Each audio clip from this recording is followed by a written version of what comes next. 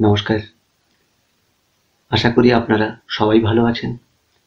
সবাইকে অনেক অনেক আন্তরিক ভালোবাসা জানিয়ে শুরু করছি আজকের গল্প। রবীন্দ্রনাথ ঠাকুরের ঘাটের কথা।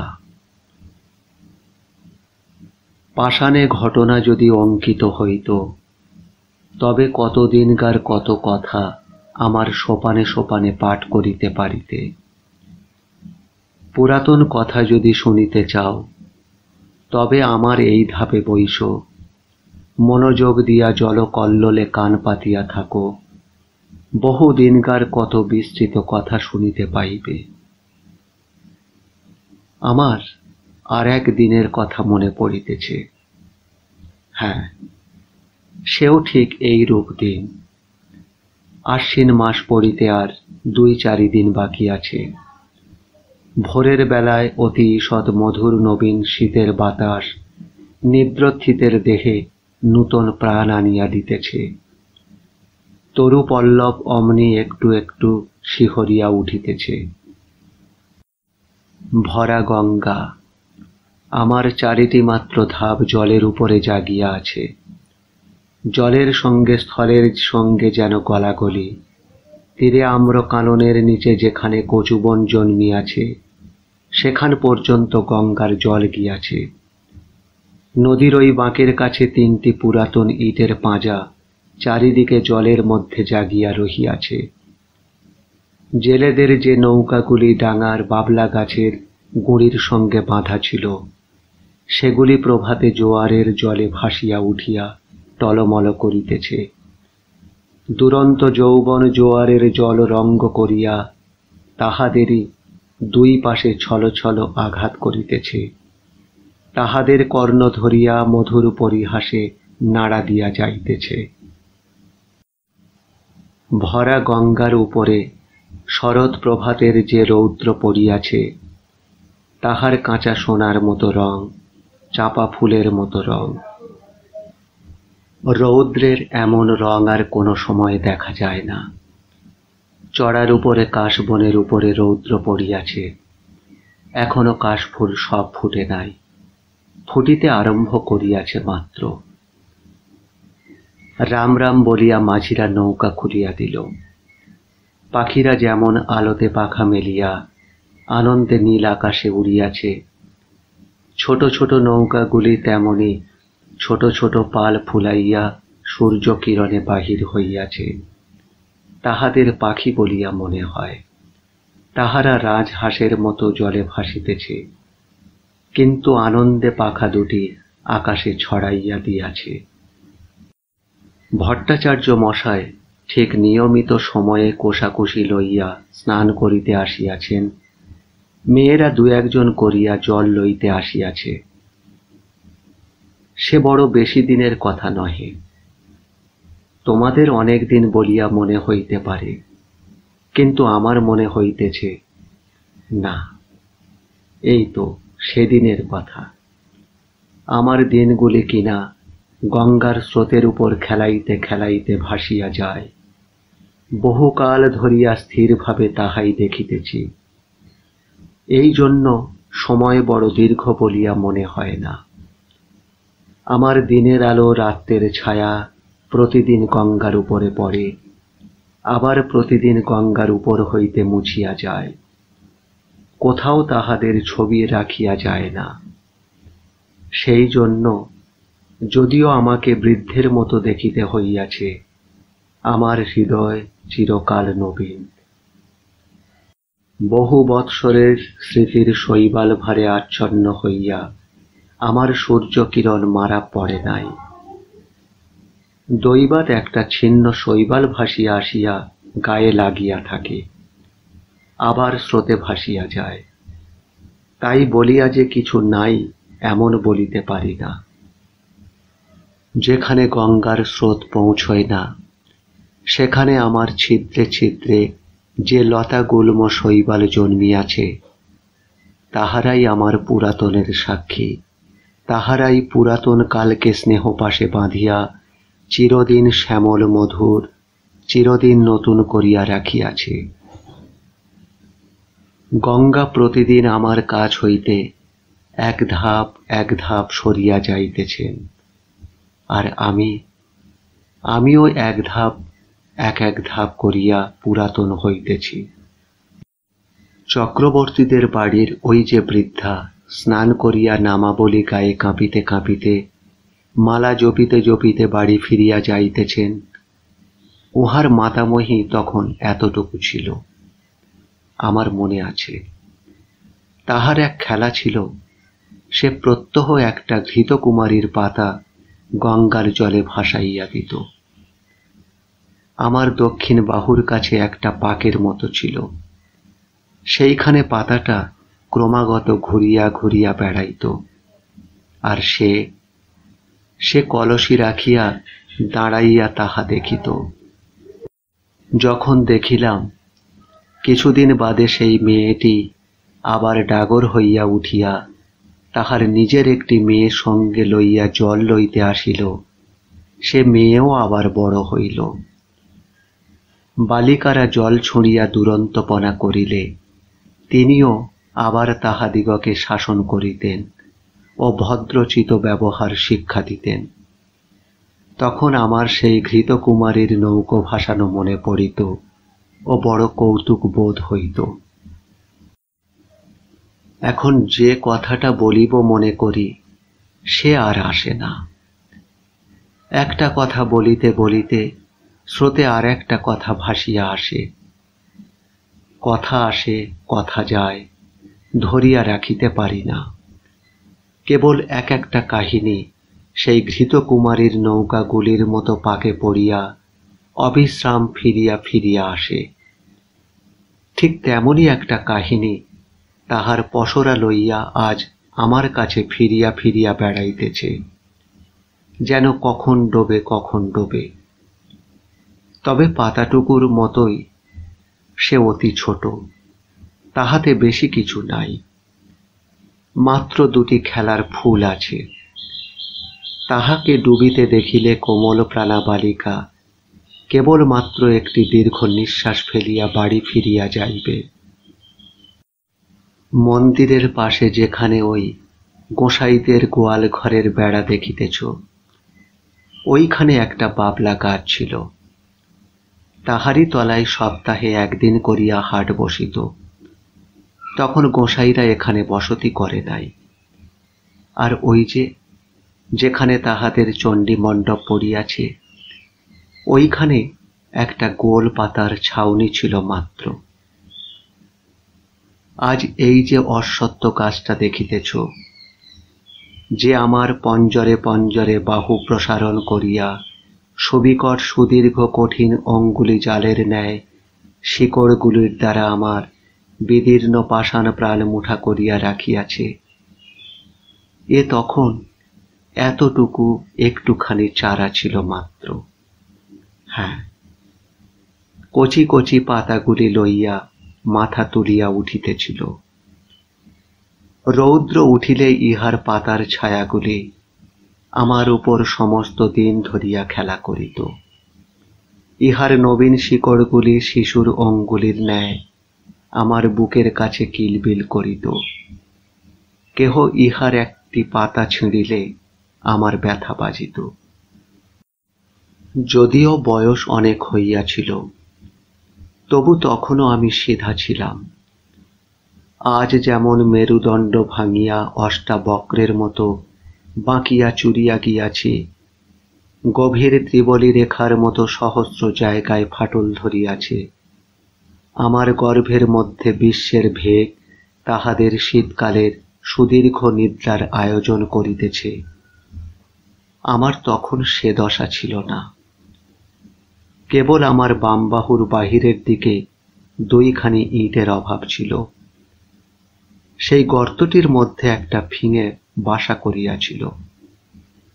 ভোরের বেলায় যখন সে উসখুস করিয়া জাগিয়া উঠিত, মৎস্যপুচ্ছের ন্যায় তাহার জোড়া পুচ্ছ দুই চারিবার দ্রুত নাচাইয়া শেষ দিয়া আকাশে উড়িয়া যাইত, আমি তখন জানিতাম কুসুমের ঘাটে আসিবার সময় হইয়াছে।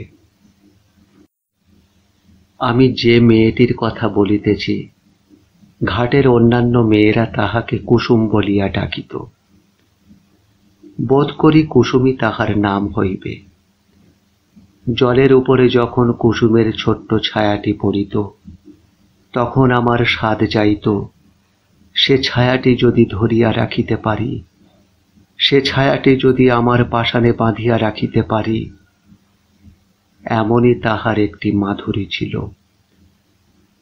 সে যখন আমার পাষাণের উপর পা ফেলিত ও তাহার চারি গাছ মল বাজিতে থাকিত, তখন আমার শৈবাল গুল্মগুলি যেন পুলকিত হইয়া উঠিত। কুসুম যে খুব বেশি খেলা করিত বা গল্প করিত, হাসি তামাশা করিত, তাহা নহে। তথাপি আশ্চর্য এই যে তাহার যত সঙ্গিনী এমন আর কাহারও নয়। যত দুরন্ত মেয়েদের তাহাকে না হইলেই চলিত না। কেহ তাহাকে বলিত কুশি, কেহ বলিত খুশি, কেহ তাহাকে বলিত রাক্ষসী। অবশ্য তাহার মা তাহাকে বলিত কুস্মি।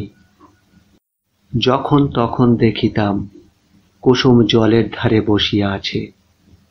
জলের সঙ্গে তাহার হৃদয়ের সঙ্গে বিশেষ যেন কি মিল আছে। সে জল ভারী ভালোবাসিত।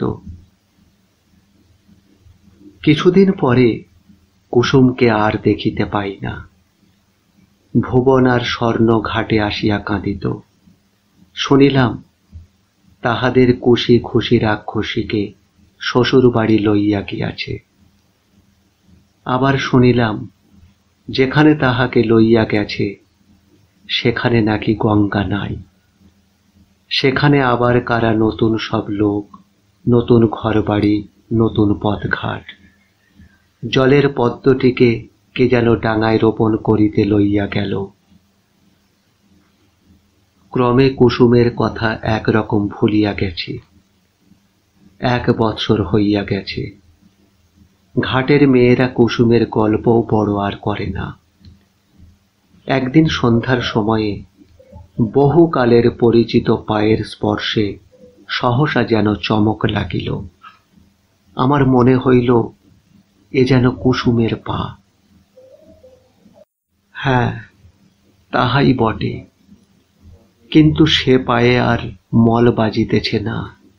সে পায়ের সে সঙ্গীত আর নাই। কুসুমের পায়ের স্পর্শ ও মলের শব্দ চিরকাল একত্র অনুভব করিয়া আসিতেছি।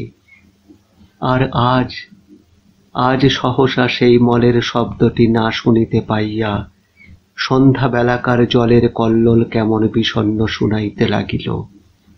আজ আম্রবনের মধ্যে পাতা ঝরঝর করিয়া বাতাস কেমন হা হা করিয়া উঠিল। কুসুম বিধবা হইয়াছে। শুনিলাম তাহার স্বামী নাকি বিদেশে চাকরি করিত। 2-1 দিন ছাড়া স্বামীর সহিত সাক্ষাৎই হয় নাই। পত্রযোগে বৈধব্যের সংবাদ পাইয়া 8 বৎসর বয়সে মাথার সিঁদুর মুছিয়া গায়ের গহনা ফেলিয়া আবার তাহার দেশে সেই গঙ্গার ধারে ফিরিয়া আসিয়াছে। কিন্তু তাহার সঙ্গিনীদেরও বড় কেহ নাই। ভুবন, স্বর্ণ, অমলা সবাই শ্বশুর ঘর করিতে গিয়াছে। কেবল শরৎ আছে। কিন্তু শুনিতেছি অগ্রহায়ণ মাসে তাহারও বিবাহ হইয়া যাইবে। কুসুম নিতান্ত একলা পড়িয়াছে। কিন্তু সে যখন 2টি হাঁটুর উপর মাথা রাখিয়া চুপ করিয়া আমার ধাপে বসিয়া থাকিত, তখন আমার মনে হইত যেন নদীর ঢেউগুলি সবাই মিলিয়া হাত তুলিয়া তাহাকে কুশি খুশি রাক্ষসী বলিয়া ডাকাডাকি করিত। বর্ষার আরম্ভে গঙ্গা যেমন প্রতিদিন দেখিতে দেখিতে ভরিয়া ওঠে, কুসুম তেমন করিয়া দেখিতে দেখিতে প্রতিদিন সৌন্দর্যে যৌবনে ভরিয়া উঠিতে লাগিল। কিন্তু তাহার মলিন বসন, করুণ মুখ, শান্ত স্বভাবে তাহার যৌবনের উপর এমন একটি ছায়াময় আবরণ রচনা করিয়া দিয়াছিল যে সে যৌবন, সে বিকশিত রূপ সাধারণের চোখে পড়িত না। কুসুম যে বড় হইয়াছে এ যেন কেহ দেখিতেই পাইত না। আমি তো পাইতাম না। আমি কুসুমকে সেই বালিকাটির চেয়ে বড় কখনো দেখি নাই। তাহার মল ছিল না বটে, কিন্তু সে যখন চলিত আমি সেই মলের শব্দ শুনিতে পাইতাম। এমনি করিয়া 10 বৎসর কখন কাটিয়া গেল গাঁয়ের লোকেরা কেহ যেন জানিতেই পারিল না। এই আজ যেমন দেখিতেছ, সে বৎসরও ভাদ্র মাসের শেষাশেষি এমন একদিন আসিয়াছিল। তোমাদের প্রপিতামহীরা সেদিন সকালে উঠিয়া এমনিতর মধুর সূর্যের আলো দেখিতে পাইয়াছিলেন। তাহারা যখন এতখানি ঘোমটা টানিয়া কলসি তুলিয়া লইয়া আমার উপরে প্রভাতের আলো আরো আলোময় করিবার জন্য গাছপালার মধ্য দিয়া গ্রামের উঁচু নিচু রাস্তার ভিতর দিয়া গল্প করিতে করিতে চলিয়া যাইতেন, তখন তোমাদের সম্ভাবনাও তাহাদের মনের এক পার্শ্বে উদিত হইত না। তোমরা যেমন ঠিক মনে করিতে পারো না, তোমাদের দিদিমারাও সত্য সত্যই একদিন খেলা করিয়া বেড়াইতেন। আজিকার দিন যেমন সত্য, যেমন জীবন্ত, সেদিনও ঠিক তেমনই সত্য ছিল। তোমাদের মতো তরুণ হৃদয়খানি লইয়া সুখে দুঃখে তাহারা তোমাদেরই মতো টলমল করিয়া দুলিয়াছেন। তেমনি আজিকার এই শরতের দিন। তাহারা হীন, তাহাদের সুখ দুঃখের স্মৃতিলেশ মাত্রহীন আজিকার এই শরতের সূর্য করজ্জ্বল আনন্দ ছবি তাহাদের কল্পনার নিকটে তদপেক্ষাও অগোচর ছিল। সেদিন ভোর হইতে প্রথমে উত্তরের বাতাস অল্প অল্প করিয়া বহিতে আরম্ভ করিয়া ফুটন্ত বাবলা ফুলগুলি আমার উপরে এক আধটা উড়াইয়া ফেলিতেছিল। তখন আমার পাষাণের উপরে একটু একটু শিশিরের রেখা পড়িয়াছিল। আমি দেখিলাম সেই দিন সকালে কোথা হইতে গৌর তনু সৌমজ্জ্বল মুখচ্ছবি দীর্ঘকায় এক নবীন সন্ন্যাসী আসিয়া আমার সম্মুখস্থ ওই শিব মন্দিরে আশ্রয় লইলেন। সন্ন্যাসীর আগমন বার্তা গ্রামে রাষ্ট্র হইয়া পড়িল। মেয়েরা কলসি রাখিয়া বাবা ঠাকুরকে প্রণাম করিবার জন্য মন্দিরে গিয়া ভিড় করিল। ভিড় প্রতিদিন বাড়িতে লাগিল। একে সন্ন্যাসী, তাহাতে অনুপম রূপ, তাহাতে তিনি কাহাকেও অবহেলা করিতেন না। ছেলেদের কোলে লইয়া বসিতেন, জননী দিগকে ঘরকন্যার কথা জিজ্ঞাসা করিতেন। তাই অল্প কালের মধ্যেই নারী সমাজে তাহার অত্যন্ত প্রতিপত্তি হইল। তাহার কাছে পুরুষও বিস্তর আসিত। কোনদিন ভাগবত পাঠ করিতেন, কোনদিন ভাগবত গীতার ব্যাখ্যা করিতেন, বা কোনদিন মন্দিরে বসিয়া নানা শাস্ত্র লইয়া আন্দোলন করিতেন। তাহার নিকটে কেহ উপদেশ লইতে আসিত, কেহ মন্ত্র লইতে আসিত, আবার কেহ বা রোগের জন্য ঔষধ জানিতে আসিত। মেয়েরা ঘাটে আসিয়া বলা বলি করিত, আহা, কি রূপ! মনে হয় যেন মহাদেব সশরীরে তাহার মন্দিরে আসিয়া অধিষ্ঠিত হইয়াছেন। যখন সন্ন্যাসী প্রতিদিন প্রত্যুষে সূর্যোদয়ের পূর্বে শুকতারাকে সম্মুখে রাখিয়া গঙ্গার জলে নিমগ্ন হইয়া ধীর গম্ভীর স্বরে সন্ধ্যা বন্দনা করিতেন, তখন আমি জলের কল্লোল শুনিতে পাইতাম না। তাহার সেই কণ্ঠস্বর শুনিতে শুনিতে প্রতিদিন গঙ্গার পূর্ব উপকূলের আকাশ রক্তবর্ণ হইয়া উঠিত। মেঘের ধারে ধারে অরুণ রঙের রেখা পড়িত। অন্ধকার যেন বিকশন মুখ কুঁড়ির আবরণ পুটের মতো ফাটিয়া চারিদিকে নামিয়া পড়িত ও আকাশ সরোবরে উষা কুসুমের লাল আভা অল্প অল্প করিয়া বাহির হইয়া আসিত। আর আমার মনে হইত যে এই মহাপুরুষ গঙ্গার জলে দাঁড়াইয়া পূর্বের দিকে চাহিয়া যে এক মহামন্ত্র পাঠ করেন, তাহারই এক একটি শব্দ উচ্চারিত হইতে থাকে, আর নিশীথিনীর কুহক ভাঙিয়া যায়, চন্দ্র তারা পশ্চিমে নামিয়া পড়ে, সূর্য পূর্বাকাশে উঠিতে থাকে, যেন জগতের দৃশ্যপট পরিবর্তিত হইয়া যায়। আমি ভাবি, কে এ মায়াবী? আবার স্নান করিয়া যখন সন্ন্যাসী হোম শিখার ন্যায় তাহার দীর্ঘ শুভ্র পুণ্যতনু লইয়া জল হইতে উঠিতেন, তাহার জটাজুটো হইতে জল ঝরিয়া পড়িত, তখন নবীন সূর্যকিরণ তাহার সর্বাঙ্গে পড়িয়া প্রতিফলিত হইতে থাকিত। এমন করিয়া আরো কয়েক মাস কাটিয়া গেল। চৈত্র মাসে সূর্যগ্রহণের সময় বিস্তর লোক গঙ্গা স্নানে আসিল। বাবলাতলায় মস্ত হাট বসিল। এই উপলক্ষে সন্ন্যাসীকে দেখিবার জন্য লোক সমাগম হইল। যে গ্রামে কুসুমের শ্বশুর বাড়ি, সেখান হইতেও অনেকগুলি মেয়ে আসিয়াছিল। সকালে আমার ধাপে বসিয়া সন্ন্যাসী জপ করিতেছিলেন। তাহাকে দেখিয়াই সহসা একজন মেয়ে আর একজনের গা টিপিয়া বলিয়া উঠিল, ওলো, এ যে আমাদের কুসুমের স্বামী। আর একজন ঘোমটার বড় ঘটা করিত না। সে কহিল,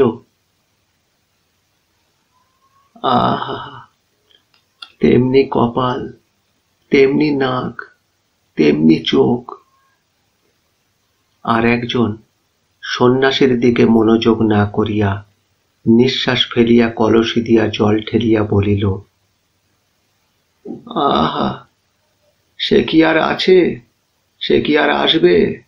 কুসুমের কি তেমনি কপাল? তখন কেহ বলিল, কিন্তু তার তো এত দাড়ি ছিল না। আবার কেহ বলিল, কিন্তু সে এমন একহারা ছিল না। আবার কেহ কহিল, না না, সে যেন এতটা লম্বা নয়। হ্যাঁ, এই রূপেই এ কথাটার একরূপ নিষ্পত্তি হইয়া গেল, আর উঠিতে পাইল না। গ্রামের আর সকলেই সন্ন্যাসীকে দেখিয়াছিল, কেবল কুসুম দেখে নাই। অধিক লোক সমাগম হওয়াতে কুসুম আমার কাছে আসা একেবারে পরিত্যাগ করিয়াছিল। একদিন সন্ধ্যাবেলা পূর্ণিমা তিথিতে চাঁদ উঠিতে দেখিয়া বুঝি আমাদের পুরাতন সম্বন্ধ তাহার মনে পড়িল। তখন ঘাটে আর কেহ লোক ছিল না। ঝিঁঝি পোকা ঝিঁঝি করিতেছিল। মন্দিরের কাঁসর ঘণ্টা বাজা এই কিছুক্ষণ হইল শেষ হইয়া গেল। তাহার শেষ শব্দ তরঙ্গ ক্ষীণতর হইয়া পরপারের ছায়াময় বনশ্রেণীর মধ্যে ছায়ার মতো মিলাইয়া গেছে। পরিপূর্ণ জ্যোৎস্না, জোয়ারের জল ছলছল করিতেছে। আমার উপরে ছায়াটি ফেলিয়া কুসুম বসিয়া আছে। তখন বাতাস বড় ছিল না, গাছপালা নিস্তব্ধ। কুসুমের সম্মুখে গঙ্গার বক্ষে অবারিত প্রসারিত জ্যোৎস্না, কুসুমের পশ্চাতে আশেপাশে ঝোপে ঝাপে গাছে পালায়, মন্দিরের ছায়ায়, ভাঙা ঘরের ভিত্তিতে, পুষ্করিণীর ধারে, তালবনে অন্ধকার গা ঢাকা দিয়া মুখে মুড়ি দিয়া বসিয়া আছে। ছাতিম গাছের শাখায় বাদুড় ঝুলিতেছে। মন্দিরের চূড়ায় বসিয়া পেচক কাঁদিয়া উঠিতেছে। লোকালয়ের কাছে শৃগালের ঊর্ধ্ব চিৎকার ধ্বনি উঠিল ও থামিয়া গেল। সন্ন্যাসী ধীরে ধীরে মন্দিরের ভিতর হইতে বাহির হইয়া আসিলেন। ঘাটে আসিয়া 2-1 সোপান নামিয়া একাকিনী রমণীকে দেখিয়া ফিরিয়া যাইবেন মনে করিতেছেন। এমন সময়ে সহসা কুসুম মুখ তুলিয়া পশ্চাতে চাহিয়া দেখিল। মাফ করবেন, একটু মনে করিয়ে দিই, এই নতুন চ্যানেলটিকে এখনই সাবস্ক্রাইব করুন এবং আপনার প্রিয়জনকে শেয়ার করুন। তারপর কুসুমের মাথার উপর হইতে কাপড় পড়িয়া গেল। ঠিক ঊর্ধ্ব মুখ ফুটন্ত ফুলের উপর যেমন জ্যোৎস্না পড়ে, মুখ তুলিতেই কুসুমের মুখের উপর তেমনি জ্যোৎস্না পড়িল।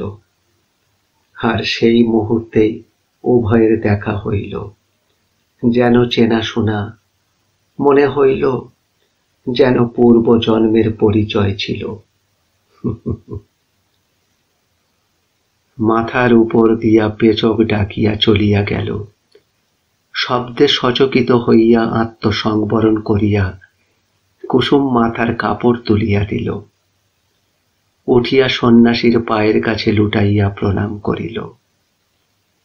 সন্ন্যাসী আশীর্বাদ করিয়া তাহাকে জিজ্ঞাসা করিলেন, তোমার নাম কি? আমার নাম কুসুম। সে রাত্রে আর কোনো কথা হইল না। কুসুমের ঘর খুব কাছেই ছিল।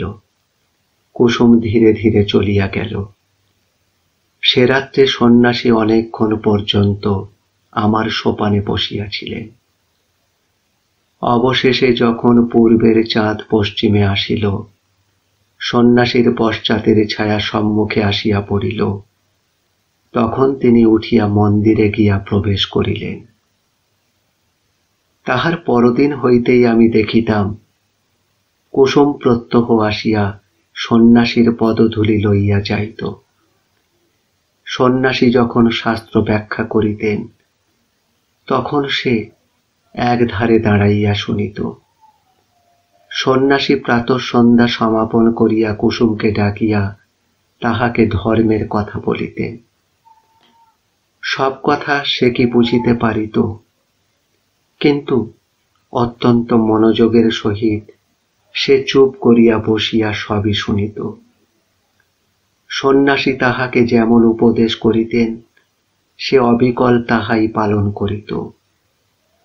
প্রত্যহ সে মন্দিরের কাজ করিত, দেব সেবায় আলস্য করিত না, পূজার ফুল তুলিত, গঙ্গা হইতে জল তুলিয়া মন্দির ধৌত করিত। সন্ন্যাসী তাহাকে যে সকল কথা বলিয়া দিতেন, আমার সোপানে বসিয়া সে তাহাই ভাবিত। ধীরে ধীরে তাহার যেন দৃষ্টি প্রসারিত হইয়া গেল, হৃদয় উদ্ঘাটিত হইয়া গেল। সে যাহা দেখে নাই তাহা দেখিতে লাগিল, যাহা শোনে নাই তাহা শুনিতে লাগিল। তাহার প্রশান্ত মুখে যে একটি ম্লান ছায়া ছিল, তাহা দূর হইয়া গেল। সে যখন ভক্তিভরে প্রভাতে সন্ন্যাসীর পায়ের কাছে লুটাইয়া পড়িত, তখন তাহাকে দেবতার নিকটে উৎসর্গীকৃত শিশির ধৌত পূজার ফুলের মতো দেখাইত। তখন মনে হইত একটি সুবিমল প্রফুল্লতা তাহার সর্বশরীর আলো করিয়া তুলিল। শীতকালের এই অবসান সময়ে শীতের বাতাস বয়। আবার এক একদিন সন্ধ্যাবেলায় সহসা দক্ষিণ হইতে বসন্তের বাতাস দিতে থাকে। আকাশে হিমের ভাব একেবারে দূর হয়ে যায়।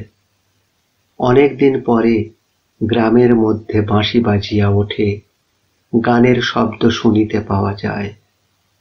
আর মাঝিরা স্রোতে নৌকা ভাসাইয়া দাঁড় বন্ধ করিয়া শ্যামের গান গাহিতে থাকে। শাখা হইতে শাখান্তরে পাখিরা সহসা পরম উল্লাসে উত্তর প্রত্যুত্তর করিতে আরম্ভ করে। সময়টা এইরূপ আসিয়াছে। বসন্তের বাতাস লাগিয়া আমার পাষাণ হৃদয়ের মধ্যে যেন অল্পে অল্পে যৌবনের সঞ্চার হইতেছে। আমার প্রাণের ভিতরকার সেই নবযৌবনোচ্ছ্বাস আকর্ষণ করিয়াই যেন আমার লতাগুল্মগুলি দেখিতে দেখিতে ফুলে ফুলে একেবারে বিকশিত হইয়া উঠিতেছে। কিন্তু এ সময়ে কুসুমকে আর দেখিতে পাই না। কিছুদিন হইতে সে আর মন্দিরেও আসে না, ঘাটেও আসে না। সন্ন্যাসীর কাছে তাহাকে আর দেখিতে পাওয়া যায় না।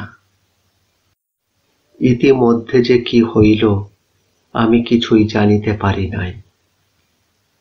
কিছুকাল পরে একদিন সন্ধ্যাবেলায় আমারই সোপানে সন্ন্যাসীর সহিত কুসুমের সাক্ষাৎ হইল। কুসুম নত মুখ করিয়া কহিল,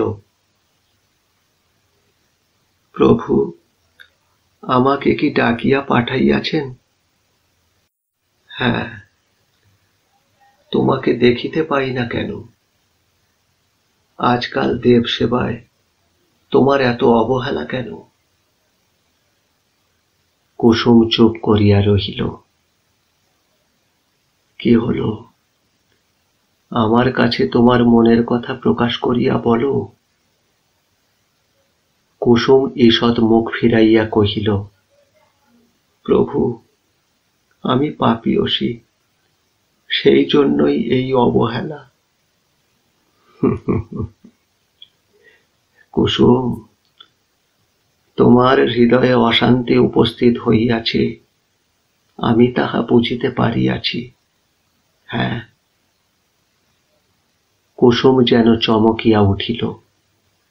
হয়তো সে মনে করিল সন্ন্যাসী কতটা না জানি বুঝিয়াছেন। তাহার চোখ অল্পে অল্পে জলে ভরিয়া আসিল। সেইখানেই বসিয়া পড়িল। মুখে আঁচল ঢাকিয়া সোপানে সন্ন্যাসীর পায়ের কাছে বসিয়া কাঁদিতে লাগিল। সন্ন্যাসী কিছু দূরে সরিয়া গিয়া কহিলেন, তোমার অশান্তির কথা আমাকে সমস্ত ব্যক্ত করিয়া বলো কুসুম, আমি তোমাকে শান্তির পথ দেখাইয়া দিব। কুসুম অটল ভক্তির স্বরে কহিল, কিন্তু মাঝে মাঝে থামিল, মাঝে মাঝে কথা বাঁধিয়া গেল। কহিল, প্রভু, আপনি আদেশ করেন তো আমি অবশ্য বলিব। তবে আমি তো ভালো করিয়া বলিতে পারিব না। কিন্তু কিন্তু আপনি বোধ করি মনে মনে সকলেই জানিতেছেন। প্রভু, আমি একজনকে দেবতার মতো ভক্তি করিতাম। আমি তাহাকে পূজা করিতাম। সেই আনন্দে আমার হৃদয় পরিপূর্ণ হইয়াছিল। কিন্তু একদিন রাত্রে স্বপ্ন দেখিলাম যেন তিনি আমার হৃদয়ের স্বামী। কোথায় যেন একটি বকুল বনে বসিয়া তাহার বাম হস্তে আমার দক্ষিণ হস্ত লইয়া আমাকে তিনি প্রেমের কথা বলিতেছেন। এ ঘটনা আমার কিছুই অসম্ভব, কিছুই আশ্চর্য বলিয়া মনে হইল না। হ্যাঁ প্রভু, আমার স্বপ্ন ভাঙিয়া গেল, তবু স্বপ্নের ঘোর ভাঙিল না। তাহার পরদিন যখন তাহাকে দেখিলাম, আর পূর্বের মতো দেখিলাম না। মনে সেই স্বপ্নের ছবি উদয় হইতে লাগিল। ভয়ে দূরে পলাইলাম, কিন্তু কিন্তু সে ছবি আমার সঙ্গে সঙ্গে রহিল। সেই অবধি আমার হৃদয়ের অশান্তি আর দূর হয় না। আমার সমস্ত অন্ধকার হইয়া গেছে, সমস্ত। যখন কুসুম অশ্রু মুছিয়া মুছিয়া এই কথাগুলি বলিতেছিল, তখন আমি অনুভব করিতেছিলাম যেন সন্ন্যাসী সবলে তাহার দক্ষিণ পদতল দিয়া আমার পাষাণ চাপিয়াছিলেন। কুসুমের কথা শেষ হইলে সন্ন্যাসী কহিলেন, যাহাকে স্বপ্ন দেখিয়াছ সে কে বলিতে হইবে? তাহা বলিতে পারিব না প্রভু। তোমার মঙ্গলের জন্য জিজ্ঞাসা করিতেছি, সে কে? স্পষ্ট করিয়া বলো কুসুম। কুসুম সবলে নিজের কোমল হাত দুটি পীড়ন করিয়া হাত জোড়ো করিয়া বলিল, নিতান্ত সে কি বলিতেই হইবে প্রভু। হ্যাঁ কুসুম, বলিতেই হইবে।